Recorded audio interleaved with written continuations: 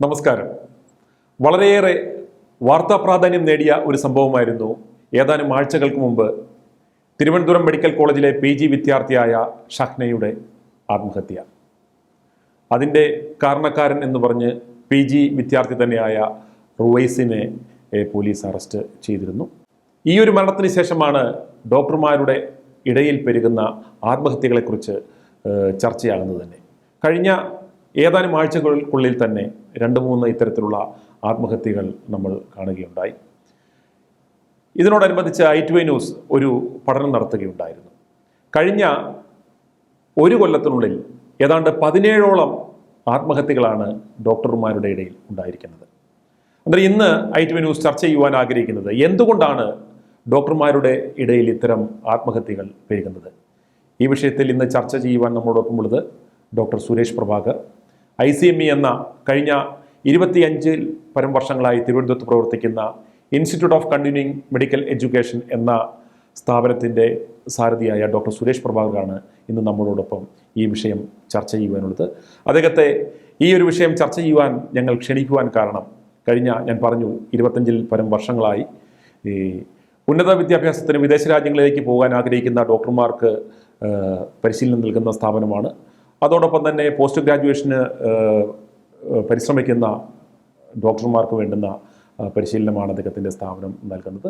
അതുകൊണ്ട് തന്നെ ഈ സമസ്ത മേഖലകളിലും അദ്ദേഹത്തിന് വളരെയേറെ അറിവുള്ളത് കൊണ്ട് ഞങ്ങളുടെ ഏതൊരു ഇത്തരം ആവശ്യങ്ങൾക്കും ഞങ്ങൾ കൺസൾട്ട് ചെയ്യുന്നത് ഡോക്ടറെ ആയതുകൊണ്ടാണ് അദ്ദേഹത്തെ ഞങ്ങൾ ഇന്ന് ഈ വിഷയം ചർച്ച ചെയ്യുവാൻ ഞങ്ങൾ ഇവിടേക്ക് ക്ഷണിച്ചിരിക്കുന്നത്. ഡോക്ടർ സുരേഷ് പ്രഭാകറെ ആദരപൂർവ്വം ഈ ചർച്ചയിലേക്ക് ക്ഷണിക്കുന്നു.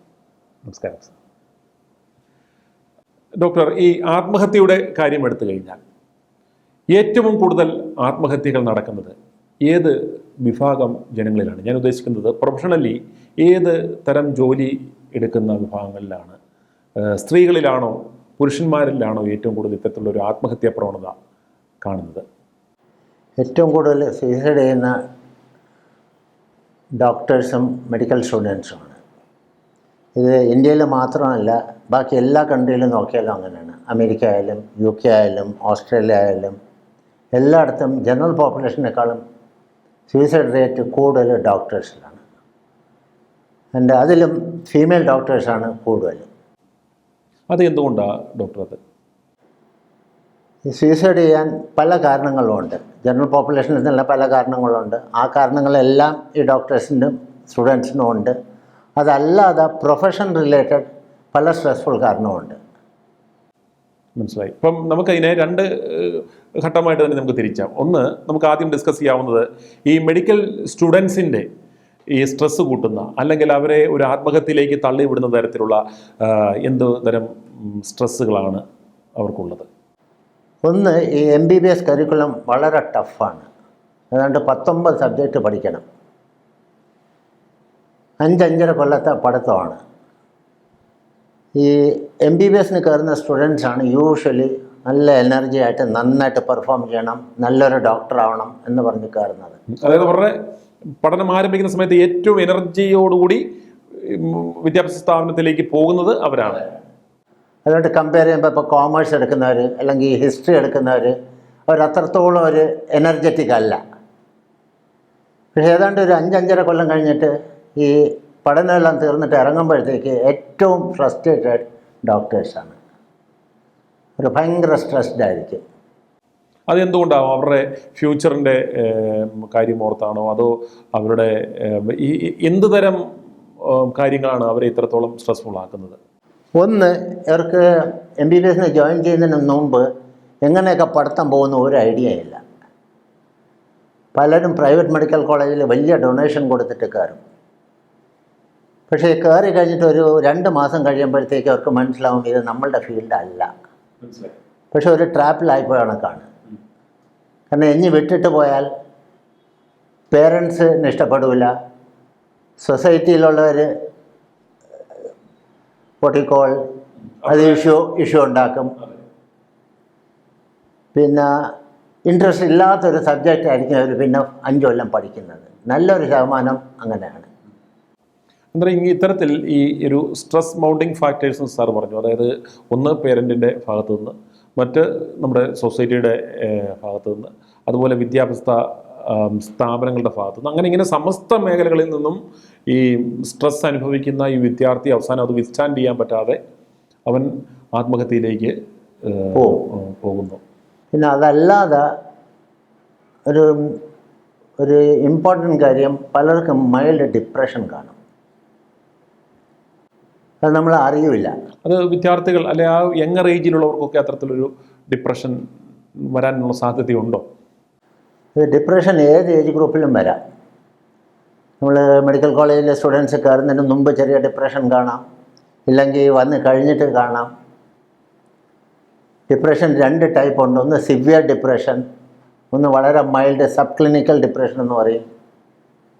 സിവിയർ ഡിപ്രഷൻ ഉണ്ടെന്നറിയാൻ ഒരു 5-6 പോയിൻറ്റ്സേ ഉള്ളൂ.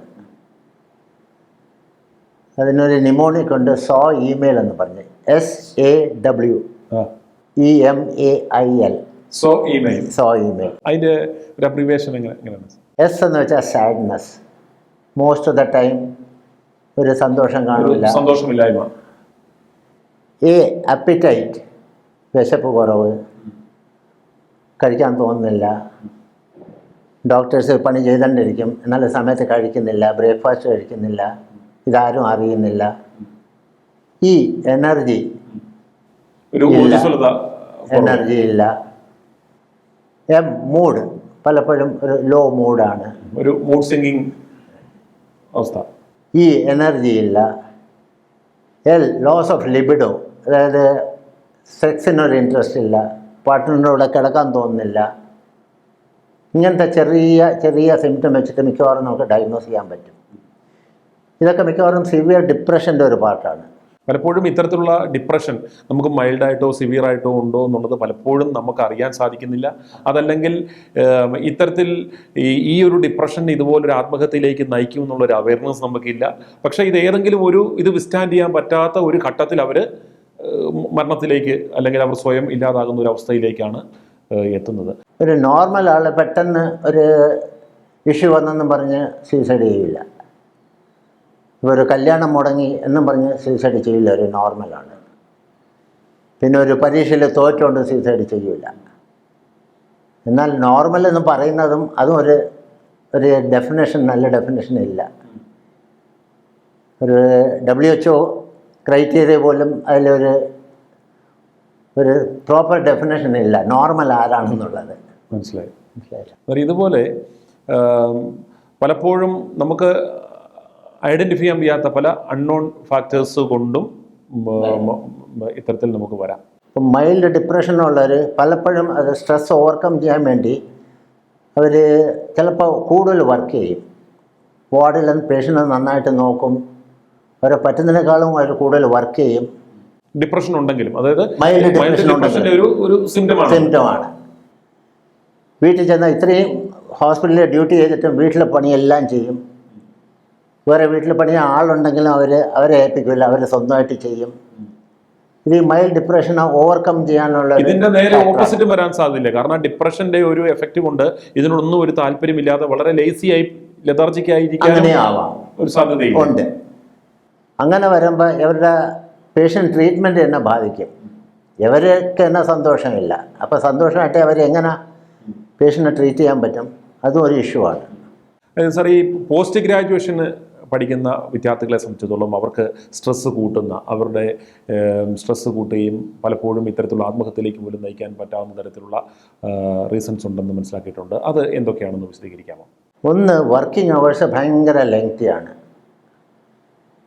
ഡ്യൂറിങ് പോസ്റ്റ് ഗ്രാജുവേഷൻ ഇവിടെ 2, 3, 4 ദിവസമൊക്കെ ഒറ്റയടിക്ക് ഡ്യൂട്ടി വരും. അതേസമയം UK, ഓസ്ട്രേലിയ അവിടെയൊക്കെ 48 അവേഴ്സാണ് വർക്കിംഗ് അവേഴ്സ് ഒരു ആഴ്ചയിൽ. അതായത് 8 മണിക്ക് ഡ്യൂട്ടിക്ക് കയറി 5 മണിക്ക് you can switch off your mobile.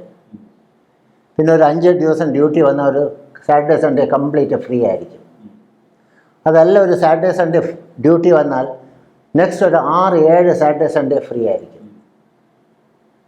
അതല്ലാതെ ഒരു 6 മാസം കൂടുമ്പോൾ മിക്കവാറും ഒരു 21 ദിവസം പെയ്ഡ് ലീവ് കിട്ടും. നമുക്കുണ്ടെങ്കിൽ നാട്ടിൽ വരാം. അതുമായിട്ട് കമ്പയർ ചെയ്യുമ്പോൾ ഇവിടെ പോസ്റ്റ് ഗ്രാജുവേഷൻ ചെയ്യുമ്പോൾ ആ വർക്കിംഗ് അവേഴ്സ് സ്ലേവറി പോലെയാണ്. നോട്ട് ഓൺലി ദാറ്റ്, പല ഫീൽഡും അവർക്ക് പ്രോപ്പർ ട്രെയിനിങ് കിട്ടുന്നില്ല. ഇപ്പോൾ ഫോർ എക്സാമ്പിൾ ഞാൻ ഒരു 35 കൊല്ലം മുമ്പ് DNB എന്ന് പറഞ്ഞ് ഒരു ട്രെയിനിങ്ങിന് വേണ്ടി കോർപ്പറേറ്റ് ഹോസ്പിറ്റലിൽ 3 കൊല്ലം വർക്ക് ചെയ്തു. ജനറൽ സർജറി കുറച്ചൊക്കെ ചെയ്യാൻ കിട്ടി.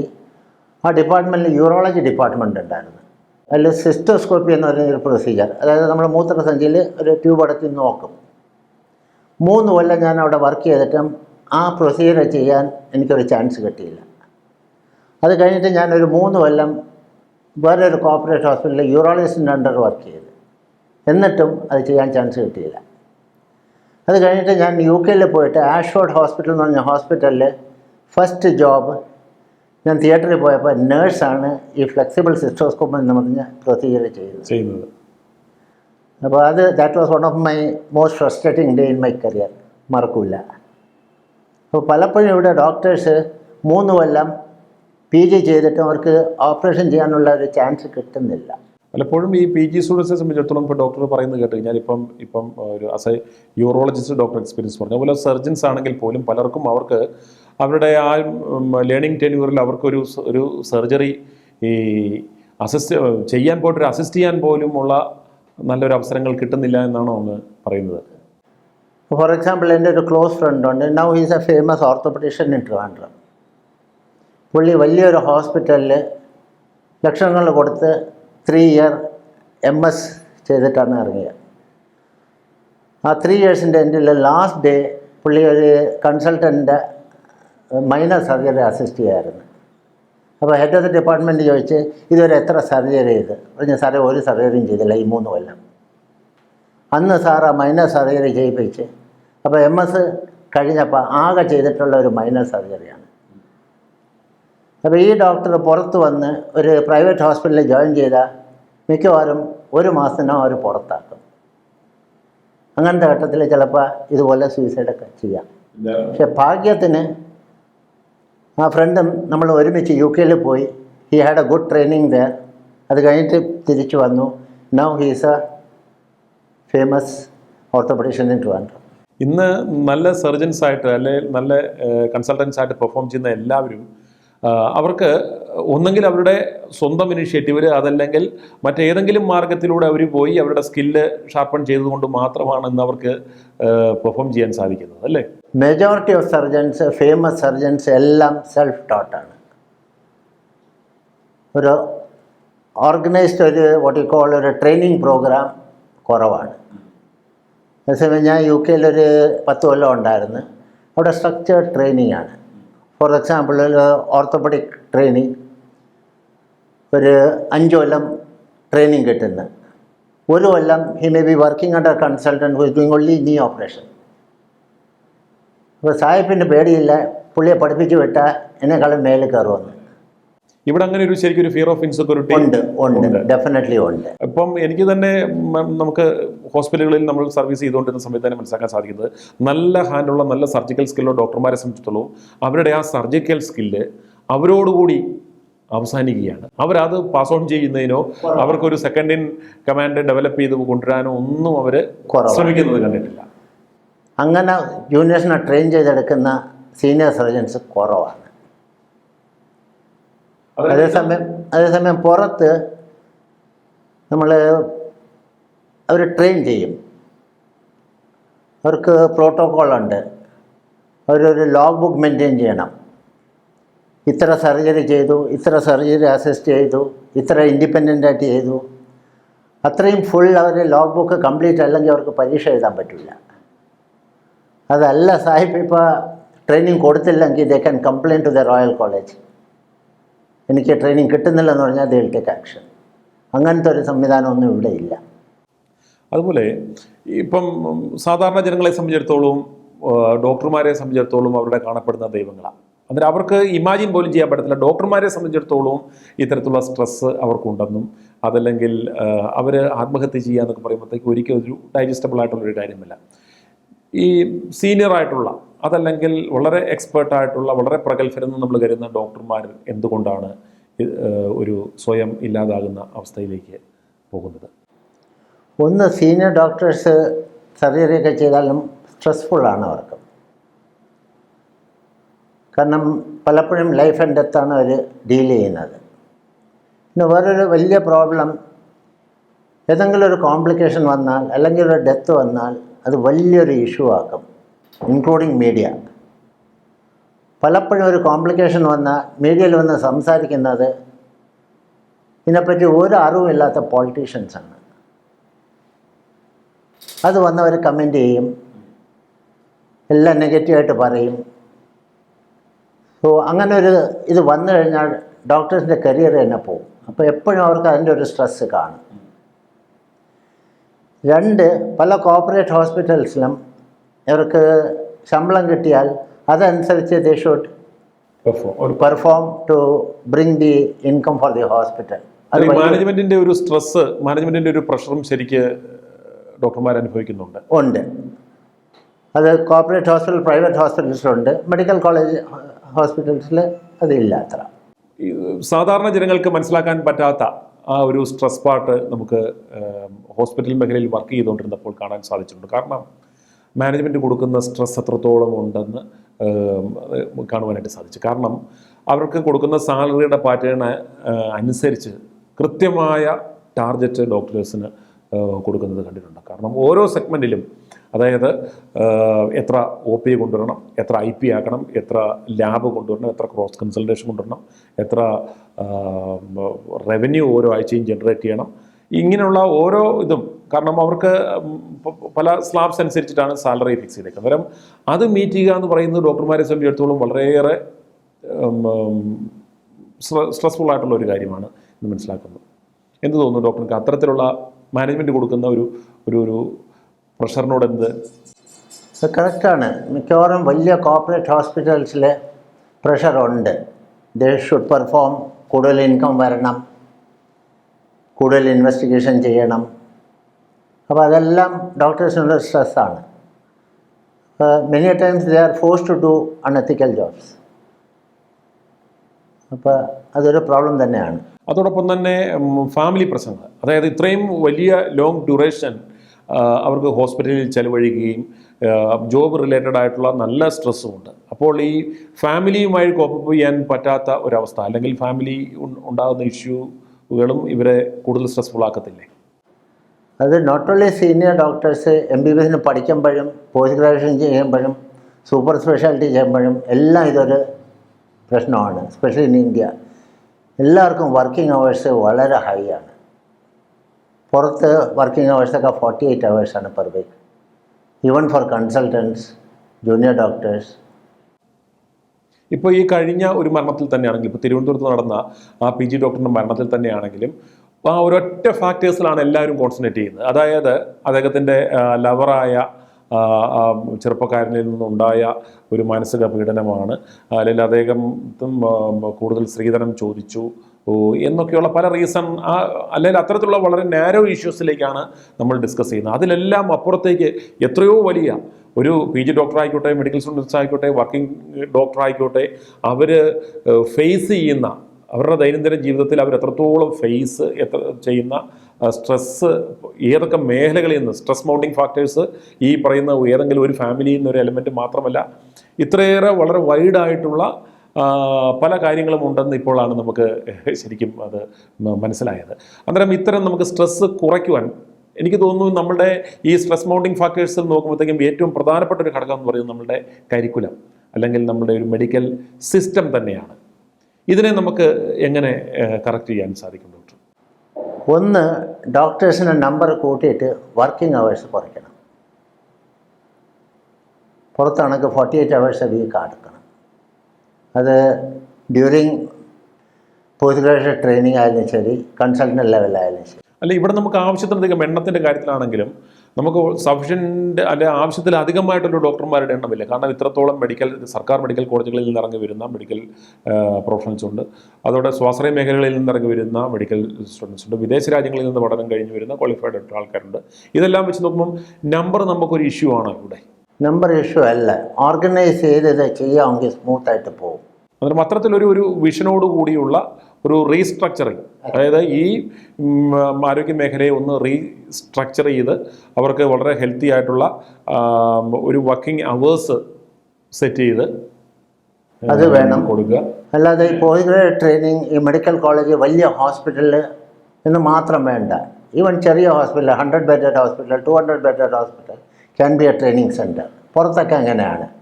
ഇപ്പം ഒരു ഡോക്ടർ പറഞ്ഞതെന്ന് മനസ്സിലാക്കാൻ സാധിക്കുന്നത്, ഒരു MBBS കഴിയുമ്പോഴത്തേക്കും ആ MBBS പഠിക്കുമ്പോഴും അവരുടെ മനസ്സിൽ ഏറ്റവും വലിയ ആദി ഇത് കഴിഞ്ഞാൽ PG എങ്ങനെ അഡ്മിഷൻ കിട്ടും, PG എങ്ങനെ ക്വാളിഫൈ ചെയ്യാൻ പറ്റും, PG എങ്ങനെ പഠിക്കാൻ പറ്റും എന്നുള്ള ഒരു സ്ട്രെസ്സാണ് ഏറ്റവും കൂടുതൽ. എന്ത് തോന്നുന്നു ഡോക്ടർ അത് ആ ഒരു കാര്യത്തെക്കുറിച്ച്? അത് ഡെഫിനറ്റ്ലി അതാണ്. ഇപ്പോൾ MBBS കഴിഞ്ഞിട്ടും just with MBBS you can have a good life. നമുക്ക് ഒരുപാട് പേഷ്യൻറ്റിനെ ട്രീറ്റ് ചെയ്യാം. You can get enough money. ഈ പോസ്റ്റ് ഗ്രാജുവേഷൻ വേണം. അത് കൂടുതലും സ്ട്രെസ് ചെയ്യുന്നത് പേരൻസും സൊസൈറ്റിയുമാണ്. ഇപ്പോൾ ഒരു ജൂനിയർ ഡോക്ടർ ഒരു കല്യാണത്തിന് പോയാൽ എല്ലാവരും വന്ന് ചോദിക്കും, അപ്പോൾ ഇനി PG വേണ്ടേ, പൈസ കൊടുത്ത് PGക്ക് പൊയ്ക്കൂടെ? എല്ലാവരും അഡ്വൈസാണ്.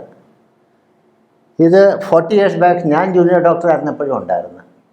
സ്റ്റിൽ റിമെമ്പർ, ഞാനൊരു മുടി വെട്ടാൻ പോയാൽ ബാർബർ മുടി വെട്ടിക്കൊണ്ട് ചോദിക്കും, സാറേ PG ഒന്നും വേണ്ടേ? അപ്പം ബാർബറിന് എൻ്റെ MBBS പോരാ. മനസ്സിലായില്ലേ? അതുപോലെയാണ് സൊസൈറ്റിയിൽ റിലേറ്റീവ്സ്, അയ്യോ PG വേണ്ടേ, PG കിട്ടുന്നില്ലെങ്കിൽ പ്രൈവറ്റ് കോളേജിൽ പോയി പ്രൈവറ്റ് ഹോസ്പിറ്റലിൽ ഡൊണേഷൻ കൊടുത്ത് വാങ്ങിച്ചൂടെ? അത്രത്തോളം നമ്മുടെ സൊസൈറ്റിയും നമ്മുടെ ഫാമിലിയും ഡിമാൻഡ് ചെയ്യുന്നു ഇത്തരത്തിലുള്ള കാര്യങ്ങൾ. അത് നമുക്ക് കൂടുതൽ സ്ട്രെസ്സാണ് ആക്കും. അപ്പോൾ അന്ന് കാലത്ത് എനിക്ക് ഈ സ്ട്രെസ് ഉണ്ടായിരുന്നു. അപ്പോൾ ഇപ്പം അത് കൂടി വരികയാണ്. എവിടെ പോയാലും ജൂനിയർ ഡോക്ടേഴ്സിൻ്റെ അടുത്തായാലും PG ചെയ്യുന്നില്ലേ, ഇവരൊന്നും പഠിക്കണ്ടേ? അപ്പോൾ സൊസൈറ്റിയിലെ റിലേറ്റീവ്സും അവരാണ് കൂടുതൽ പ്രോബ്ലം ഉണ്ടാക്കുന്നത്, സ്ട്രെസ് അവർക്ക്. പലപ്പോഴും ഈ സ്റ്റുഡൻസിനെ, വളരെ യങ്ങർ ഏജിലുള്ള സ്റ്റുഡൻസിനെ സംബന്ധിച്ചിടത്തോളം അവർക്ക് ആ സ്ട്രെസ് വിസ്റ്റാൻഡ് ചെയ്യാനായിട്ടുള്ള ഒരു സ്ട്രെസ് റെസിസ്റ്റൻസ് കുറവല്ലേ നമ്മുടെ? കാരണം വളരെയേറെ ഓവർ പ്രൊട്ടക്റ്റഡ് ആയിട്ടുള്ള ജീവിതം, നല്ല ഫിൽത്തി ഈ ലൈഫ് സ്റ്റൈലിൽ വരുന്നു.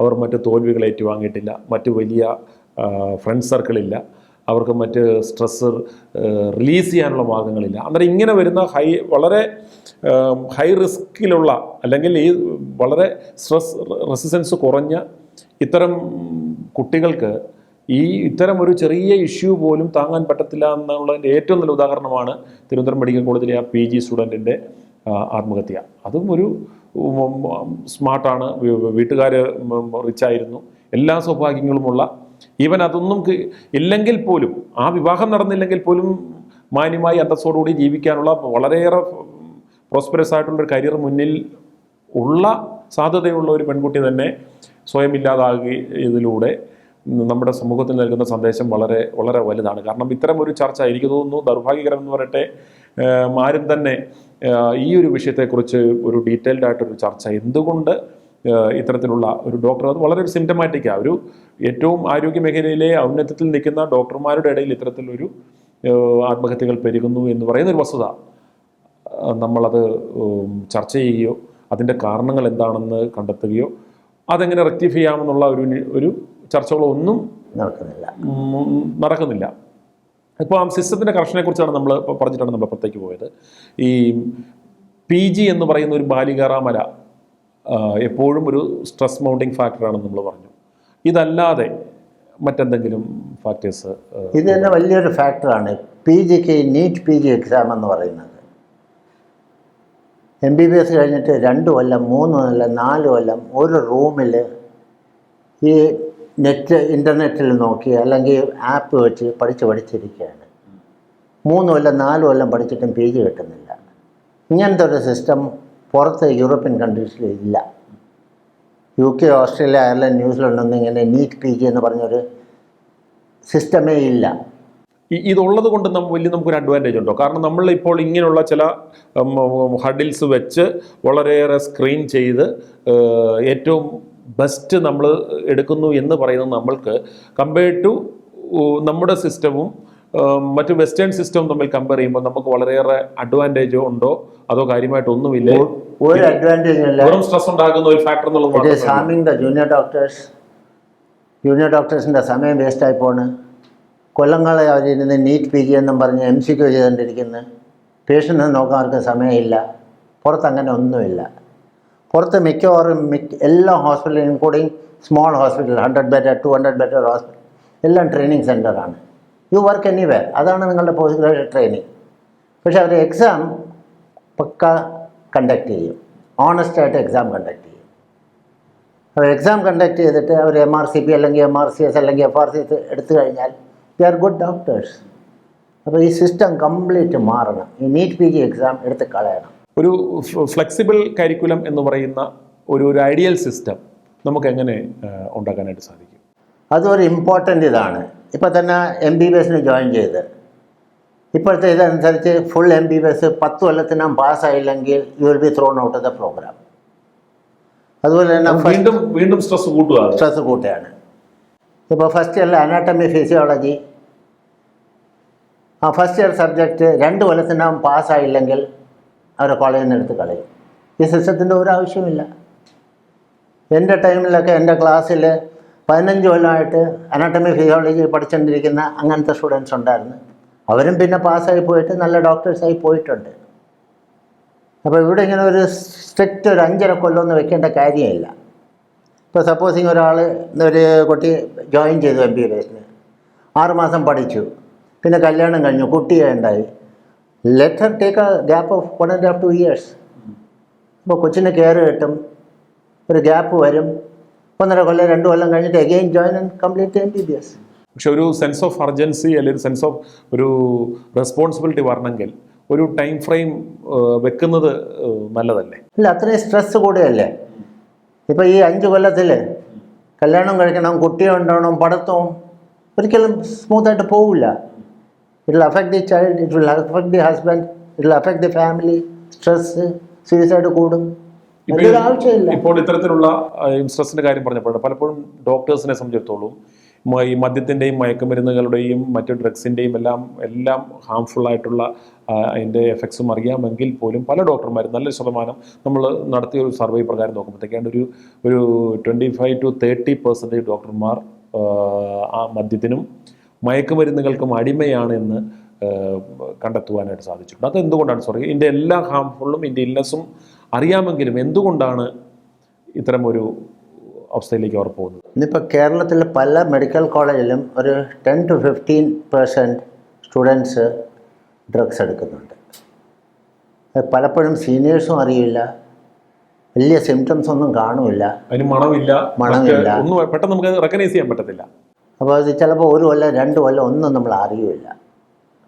ആകെ അറിയുന്ന ചിലപ്പോൾ അവർ പൊട്ടിത്തെറിക്കും, എന്തെങ്കിലും ചെറിയ ഇഷ്യൂ വന്നാൽ അവർ വയലൻ്റ് ആവും. അപ്പോൾ നമ്മൾ അറിയില്ല. അപ്പോൾ അങ്ങനത്തെ ഒരു ഡ്രഗ് അബ്യൂസ് ചെയ്യുന്ന ഡോക്ടേഴ്സിനും suicide rate will be high. ഇപ്പോൾ കഴിഞ്ഞ ദിവസം ഡോക്ടർ പറഞ്ഞപ്പോൾ ഓർത്തത്, ഇവിടുത്തെ ജനറൽ ഹോസ്പിറ്റലിൽ വർക്ക് ചെയ്തിട്ടുണ്ട് ഒരു ഡോക്ടർ കാർ എടുത്തുകൊണ്ട് പോയി ഒരു കുളത്തിൽ കാർ സൈഡിൽ പാർക്ക് ചെയ്തിട്ട് അനസ്തേഷ്യ ഡ്രഗ് ഇഞ്ചെക്ട് ചെയ്തിട്ടാണ് ആത്മഹത്യ ചെയ്തത്. അതുപോലെ തന്നെ പല തിരുവനന്തപുരം മെഡിക്കൽ കോളേജിലുള്ള 2-3 ക്രൈം റിപ്പോർട്ട്സ് നമ്മൾ വെരിഫൈ ചെയ്ത് കഴിഞ്ഞപ്പോൾ മനസ്സിലാക്കാൻ സാധിച്ചത് ഡോക്ടേഴ്സ് സ്ഥിരം വൈകിട്ട് അടിയും പിടിയും ബഹളവും ഉണ്ടാക്കുന്ന കൂട്ടത്തിൽ അവിടുത്തെ PG ഡോക്ടർമാർ 2-3 പേര് ഉള്ളതായിട്ട് നമുക്ക് കണ്ടെത്താനായിട്ട് സാധിച്ചു. അന്നേരം മനസ്സിലാക്കാൻ സാധിച്ചു ഇവർ സ്ഥിരമായിട്ട് ഡ്രഗ് യൂസ് ചെയ്യുന്നവരാണ്. പിന്നെ ഇവരുടെ ഫ്യൂച്ചറിനെ കരുതി ഈ SHO അത് അവർക്ക് വലിയ ഡാമേജ് ഉണ്ടാകാത്ത രീതിയിൽ അത് പറഞ്ഞു വിടുകയായിരുന്നു. പക്ഷേ വീണ്ടും റിപ്പീറ്റഡ് ആയിട്ട് ഇൻസിഡൻസ് ഉണ്ടാകുന്നു എന്ന് നമ്മളുമായിട്ട് ഷെയർ ചെയ്യുകയുണ്ടായി. അത് കൂടി വരികയാണത്. അന്നേരം അവർക്ക് ഇത് ഒരു സൊസൈറ്റിയുടെ ഇൻഫ്ലുവൻസ് മാത്രമല്ല, ഇത് കോപ്പപ്പ് ചെയ്യാൻ പറ്റാതെ പോകുന്ന ഒരു സ്റ്റുഡൻസ് ഇതിനകത്തൊരു അഭയം തേടുന്നതും ഇതിനൊരു റീസൺ ആവാം. പലപ്പോഴും ഈ സ്ട്രെസ് കൂടുമ്പോൾ they fall into this trap. പിന്നെ പലപ്പോഴും അനസ്തേഷ്യ ഡിപ്പാർട്ട്മെൻറ്റിൽ അതിനുള്ള ഡ്രഗ്സ് അവർക്ക് ഈസിയായിട്ട് കിട്ടും. അതിൻ്റെ എഫക്ട്സും സൈഡ് എഫക്ട്സും എല്ലാം അറിയാം. സോ അതിലോട്ടും. പക്ഷേ സാധാരണക്കാരെ സംബന്ധിച്ചിടത്തോളം ഉണ്ടാക്കുന്ന മറ്റൊരു ആശങ്ക ഇതാണ്. ഒന്ന്, അവർ അഭയം തേടി ചെല്ലുന്ന അതല്ലെങ്കിൽ ഇത്തരത്തിലുള്ള അവരുടെ മാനസികാരോഗ്യ സംബന്ധമായ പ്രശ്നങ്ങളാണെങ്കിലും ശാരീരിക ആരോഗ്യ സംബന്ധമായ പ്രശ്നങ്ങൾക്കാണെങ്കിലും അഭയം തരുന്ന ഡോക്ടർമാർ തന്നെ സ്വയം ജീവൻ എടുക്കുന്ന അവസ്ഥകൾ എന്ന് പറയുന്നത്, അത് സൊസൈറ്റിയിൽ ഉണ്ടാക്കുന്ന ഒരു അവസ്ഥ എന്ന് പറയുന്നത് വളരെ വലുതാണ്. അന്നേരം ഇത്തരം മരണങ്ങൾ അല്ലെങ്കിൽ ഇത്തരം ആത്മഹത്യകൾ പെരുകുന്ന ഈ സാഹചര്യത്തിൽ അതിൻ്റെ ഒരു സൊല്യൂഷൻ എന്താണ്? ഒന്ന്, ഈ MBBS ജോയിൻ ചെയ്തിട്ട് ഒരു 2 മാസം കഴിഞ്ഞിട്ട് എല്ലാവരും they should have a evaluation by psychiatrist. ഇപ്പോൾ പ്രോബ്ലം, എനിക്കൊരു സൈക്കാട്രിക് പ്രോബ്ലം ഉണ്ടെങ്കിൽ ഒരു സൈക്കാട്രിസ്റ്റിൻ്റെ അടുത്ത് പോകാൻ മടിയാണ് എനിക്ക്. മാനസിക രോഗി അവന് വട്ടാന്ന് മുദ്രവെത്തും നമ്മുടെ ഞാൻ ചെന്ന് ഒ പിയിൽ ഇരിക്കുകയാണെങ്കിൽ മിക്കവാറും 1-2 പേര് കണ്ടാൽ, പിന്നെ ഇന്ന് വാട്സാപ്പിൻ്റെ യുഗമാണ്, ഫുൾ ഫാമിലി എല്ലാവരും അറിയും. അപ്പോൾ ഞാൻ പോകാൻ മടിക്കും. അതുപോലെയാണ് ഈ സ്റ്റുഡൻസ്. അപ്പോൾ അതിന് ചെയ്യാവുന്നത്, ഈ ഇപ്പോൾ 150 സ്റ്റുഡൻസ് ഒരു ബാച്ചിലുണ്ടെങ്കിൽ അവർക്ക് എല്ലാവർക്കും ഒരു സ്ക്രീനിങ് ടെസ്റ്റ് വയ്ക്കുക, ഒരു 2 മാസം കഴിഞ്ഞിട്ട്, അഡ്മിഷൻ കഴിഞ്ഞിട്ട്.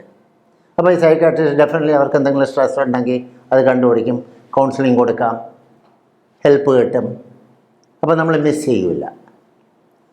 അതുപോലെ പീരിയോഡിക് ഒരു 6 months 1 year ഇടയ്ക്കിടയ്ക്ക് ഇങ്ങനെ ഒരു ഫുൾ ഒരു screening by the psychiatrist useful ആയിരിക്കും. അന്നേരം ഇത്തരം ഒരു സിസ്റ്റം, അതായത് എന്തെങ്കിലും ഒരു സിസ്റ്റം ഉണ്ടെങ്കിലല്ല ഇത്തരത്തിലൊരു ഒരു അഡീഷണൽ സിസ്റ്റം കൂടെ വെക്കുന്നുണ്ട് പ്രയോജനമുള്ളൂ. ഇതെന്ന് പറഞ്ഞാൽ എന്തൊക്കെയോ കുറേ സബ്ജക്റ്റുകൾ എടുക്കുന്നു, പഠിപ്പിക്കുന്നു, പോകുന്നു, 5-6 കൊല്ലം തള്ളി നീക്കുന്നു എന്ന് പറയുന്നു. ഇങ്ങനെ പോകുന്ന ഒരവസ്ഥയിൽ അത് ഈസിയാണോ ഇത്തരം ഒരു സിസ്റ്റം ഇംപ്ലിമെൻ്റ് ചെയ്യുക? അല്ലെങ്കിൽ അത് അത്രത്തോളം വിഷണറി ആയിട്ടുള്ള ഒരു സർക്കാരും അതല്ലെങ്കിൽ അത്രത്തോളം ഫ്രീ ഹാൻഡ് കൊടുക്കുന്ന ഒരു ഡിപ്പാർട്ട്മെൻറ്റും അതിന് അത്രയും ഒരു വിവേകമുള്ള ഒരു വകുപ്പും മന്ത്രിയും സംവിധാനങ്ങളും എല്ലാം ഒരു ഐഡിയൽ സിസ്റ്റം ഉണ്ടെങ്കിലല്ലേ ഇതൊക്കെ നമുക്ക് സാധിക്കത്തുള്ളൂ? നമുക്ക് ആക്ച്വലി ഇവിടെ ഹോസ്പിറ്റൽസിൻ്റെയോ ഫണ്ടിൻ്റെയോ ഒരു ഷോർട്ടേജും ഇല്ല. കറക്റ്റാണ് പറഞ്ഞത്. ഒക്കെ ഓർഗനൈസ് ചെയ്ത് നടത്താമെങ്കിൽ നന്നായിട്ട് നടത്താൻ പറ്റും. ഇപ്പം നമ്മളുടെ ഇവിടെ നിന്ന് ഒരുപാട് പിള്ളേർ ബാക്കി കൺട്രീസിലെ ലൈക്ക് റഷ്യ, ചൈന, ഉസ്ബെക്കിസ്ഥാൻ അവിടെയൊക്കെ ട്രെയിനിങ്ങിന് പോണ്. അതിനേക്കാളൊക്കെ ഇഷ്ടംപോലെ നല്ല ഹോസ്പിറ്റൽസും ഹൈടെക് ഹോസ്പിറ്റലും ഇന്ത്യയിലുണ്ട്. ഒരു ഓർഗനൈസ് ചെയ്ത് ഇതൊക്കെ ഓർഗനൈസ് ചെയ്യുകയാണെങ്കിൽ നമ്മളുടെ പിള്ളേർ MBBSന് പുറത്ത് എങ്ങും പോകേണ്ട കാര്യമില്ല. നമുക്ക് മറ്റു രാജ്യങ്ങളിലേക്ക് ഇവിടേക്ക് കുട്ടികളെ കൊണ്ടുവരാൻ പറ്റാവുന്ന ഇൻഫ്രാസ്ട്രക്ചറും ഉണ്ട്, സംവിധാനങ്ങളും എല്ലാം ഉണ്ട്. India can be international hub four medical education. പുറത്തുനിന്ന് പിള്ളേർ ഇവിടെ ഒന്ന് പഠിക്കണം, പുറത്തുനിന്ന് PG ചെയ്യാൻ ഇവിടെ വരണം. നമുക്കതിനുള്ള എല്ലാ സംവിധാനവും ഉണ്ട്, ഇൻഫ്രാസ്ട്രക്ചറും ഉണ്ട്. പക്ഷെ ഓർഗനൈസ് ചെയ്ത് അത് ആരും ചെയ്യുന്നില്ല. മെഡിക്കൽ വിദ്യാഭ്യാസത്തിൻ്റെ കാര്യത്തിൽ അങ്ങനെ ഒരു ഓപ്ഷൻ നമുക്കുണ്ട്. പിന്നെ ഈ പറഞ്ഞ പോലെ നമ്മുടെ മറ്റു കാര്യങ്ങളിലേക്ക് വന്നാൽ ഈ ഇവിടെ ആത്മഹത്യ തടയുവാൻ പറ്റാവുന്ന തരത്തിലുള്ള റീസൺസ് വേറെ ഒന്ന്, ഈ ജൂനിയർ ഡോക്ടേഴ്സ് അല്ലെങ്കിൽ എവിടെ ഒരു കല്യാണത്തിന് പോയാലും സ്ഥിരം ക്വസ്റ്റ്യനാണ്, അപ്പോൾ കല്യാണം ഇനി കഴിക്കണ്ടേ? 10-30 വയസ്സായില്ലേ? 30 വയസ്സ് കഴിഞ്ഞാൽ കിട്ടാൻ പാടാണ്. ഇത് ഡോക്ടേഴ്സിനും അവരുടെ പേരൻസിനും വലിയൊരു സ്ട്രെസ്സാണ്. ഇപ്പോൾ ഒരു കല്യാണത്തിന് പോലും ജൂനിയർ ഡോക്ടേഴ്സിന് പോകാൻ പറ്റില്ല കല്യാണം കഴിച്ചിട്ടില്ലെങ്കിൽ. അതല്ല, കല്യാണം കഴിച്ചെന്നിരിക്കട്ടെ, അടുത്ത ക്വസ്റ്റ്യൻ വിശേഷമൊന്നുമില്ലേ? ഒരു 6 മാസം കഴിഞ്ഞതിന് മുമ്പ് ചോദിച്ചു തുടങ്ങും വിശേഷമൊന്നുമില്ലേ. അപ്പോൾ ഇതെല്ലാം സ്ട്രെസ് ഉണ്ടാക്കുന്നതാണ്. ഇങ്ങനെ ഫാമിലിയും സൊസൈറ്റിയും ഉണ്ടാക്കുന്ന സ്ട്രെസ്സ്. അന്നേരം അങ്ങനെ ഒരു പബ്ലിക് അവയർനെസ്, അതായത് ഇവരും ഈ ഡോക്ടർമാരെ സംബന്ധിച്ചിടത്തോളം അവരും സാധാരണ ഫ്ലഷും ബ്ലഡും അടങ്ങുന്ന ഒരു മനുഷ്യരാണ് എന്നൊരു ബോധം നമുക്ക് എല്ലാവർക്കും ഉണ്ടാവണം. അവരും യാന്ത്രികരമായ മറ്റേതെങ്കിലും ഒരു അന്യഗ്രഹ ജീവികളൊന്നുമല്ല, സാധാരണ വികാര വിചാരങ്ങളുള്ള സാധാരണ മനുഷ്യനാണ് എന്നുള്ളൊരു ബോധം നമുക്കെല്ലാവർക്കും ഉണ്ടാവണം. അതുപോലെ മെഡിക്കൽ ഉപരിപഠനത്തിനായി വിദേശ രാജ്യങ്ങളിൽ പോകുവാൻ താല്പര്യമുള്ള വിദ്യാർത്ഥികൾക്ക് നിങ്ങൾക്ക് എന്തെങ്കിലും സംശയമുണ്ടെങ്കിൽ, അതോടൊപ്പം തന്നെ നിങ്ങൾ ഏതെങ്കിലും സബ്ജക്റ്റിൽ നിങ്ങൾക്ക് ഡിഫിക്കൽട്ടായിട്ട് തോന്നുന്നുണ്ടെങ്കിൽ ഡോക്ടർ സുരേഷ് പ്രഭാകരനെയും അദ്ദേഹത്തിൻ്റെ സ്ഥാപനമായ ICMEയുമായും നിങ്ങൾക്ക് ബന്ധപ്പെടാവുന്നതാണ്. അദ്ദേഹത്തിൻ്റെ സ്ഥാപനത്തിൻ്റെ ICMEയുടെ കോൺടാക്റ്റ് നമ്പർ ഇതിന് താഴെ ഞങ്ങൾ നൽകുന്നുണ്ട്. ആ നമ്പറിൽ നിങ്ങൾക്ക് ബന്ധപ്പെടാവുന്നതാണ്. ഈ ചർച്ച ഇവിടെ അവസാനിക്കുന്നു. നന്ദി, നമസ്കാരം.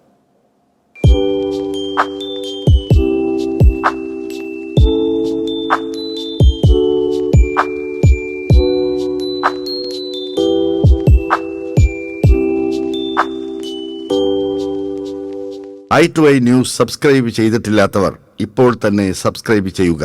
നോട്ടിഫിക്കേഷൻ ലഭിക്കുവാൻ ബെൽ ബട്ടണും അമർത്തുക.